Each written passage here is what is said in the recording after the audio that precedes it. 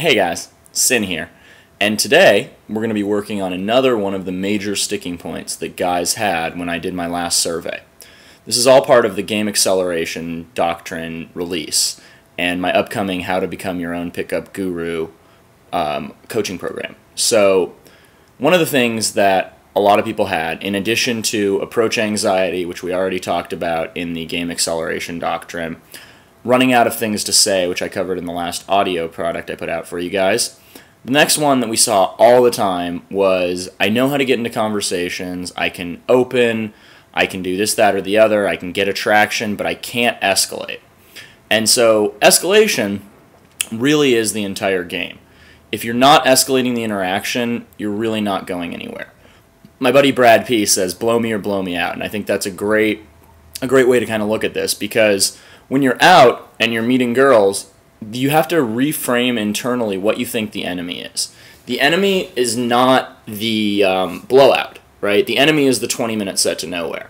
When you're out at a bar or a club, you generally only have between 4 and 6 hours. So it's really important that you don't waste your time with girls that are not interested in escalating.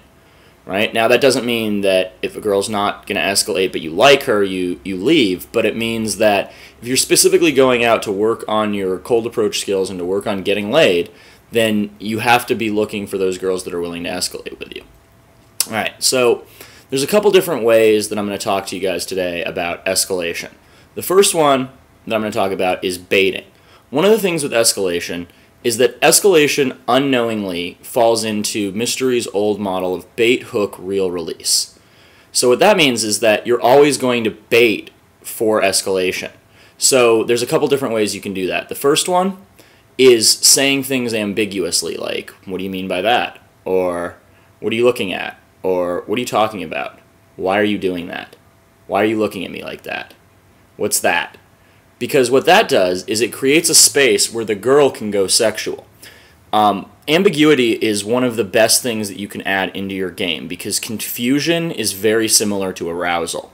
The more you can get a girl confused, the more she's not sure whether you like her, whether you mean something sexual, whether you're just messing with her, whether you're enjoying the social company but you're not really sexually interested in her, the more she's going to be interested in you because she wants to figure it out.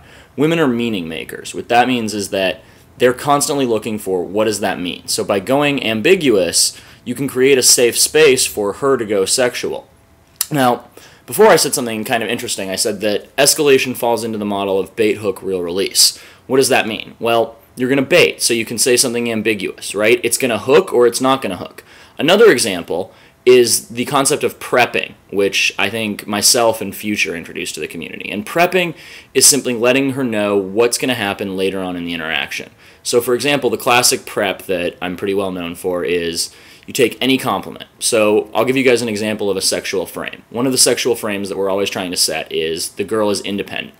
So I'll say something like, you know what is really interesting about you is you strike me as a really independent person. Like, I bet you're the type of girl who, if her friends didn't think she should do something, if you wanted to do it, you'd do it anyway. And I really respect that. I mean, don't get me wrong, I'm totally trying to get in your pants, but it's rare that you meet girls who are that independent and make their own decisions. Like, are you really decisive?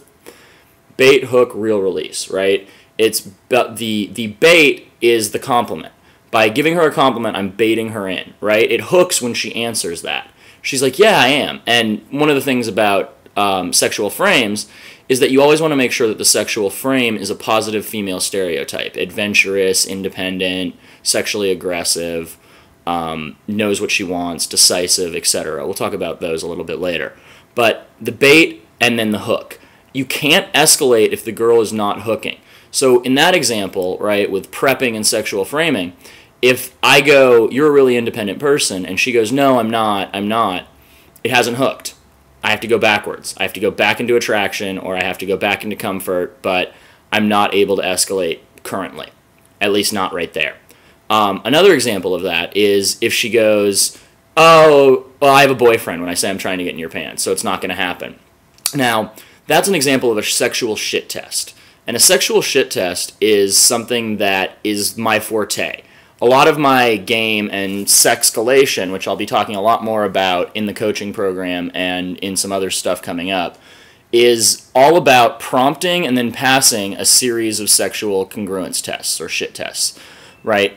For example, when I was out in Boston about a year ago, I guess, maybe a little bit less, I had a whole lay where I went from meet to sex with a girl by just telling her I liked her, she was my physical type, and I was trying to get in her pants. And she kept saying, well, it's not going to work. And I said, well, we'll see. I'm very charming.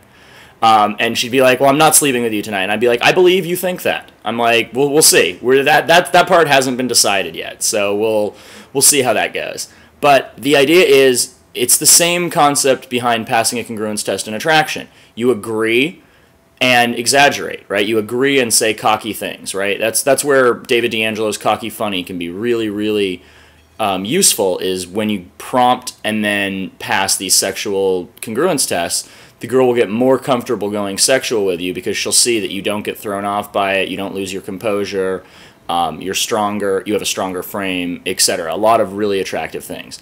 But the idea is you're going to have to hook that escalation. So for example, the hook that happens with I'm trying to get in your pants or I'm trying to hit on you is she'll say, at least you're honest. That's generally the response that lets you know it's hooking. And in that is the idea of passive frame control, which I've talked about in a few videos before, so I don't want to get back into that. But baiting, so we talked about baiting through prepping, we talked about baiting through ambiguity. The next thing I want to talk about briefly is statements of intent. You have to have the balls to give statements of intent.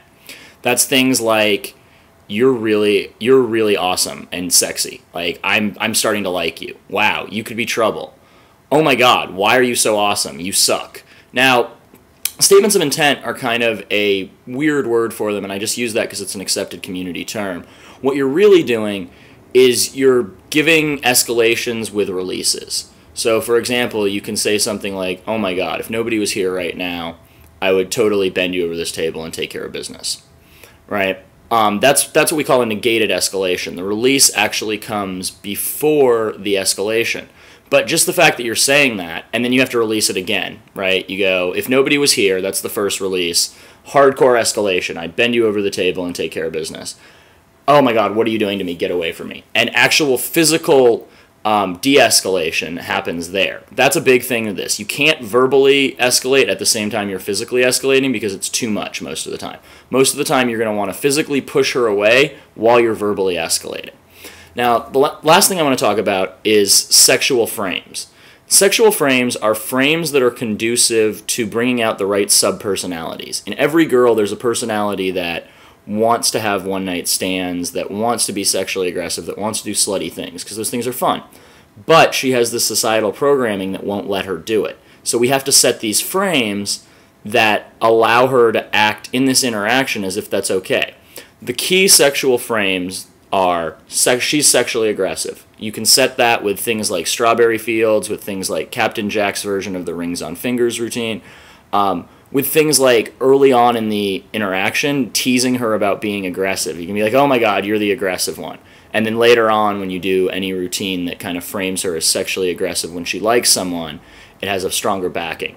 The next one, non-judgmental. We don't judge. I don't judge, you don't judge, we're not judgmental. We don't care about what other people think. That's a huge one.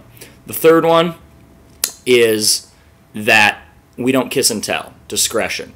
Discretion is a really big one. In fact, I'll go out of my way to tell stories about discretion where I talk about how a female friend and I slept together, and then I got text messages from a bunch of people in our social circle saying, I heard you and this girl hooked up, which is actually a true story. But it sets the frame that I don't kiss and tell, and then I think that's really tacky.